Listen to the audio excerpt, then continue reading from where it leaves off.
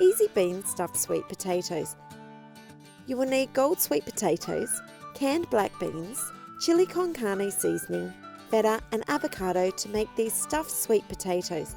They'll be on the table in 30 minutes. Start by pricking 4 medium gold sweet potatoes all over with a fork. This helps the sweet potatoes cook quickly. Place on a microwave-safe plate. Pop in the microwave and cook on high, turning occasionally for 10 minutes or until the sweet potatoes are tender. Cool for 5 minutes. Cut a split lengthways in the top of each sweet potato and squeeze the base to open. Spoon out the flesh and place in a bowl, leaving a 2 cm shell. Preheat the grill to high.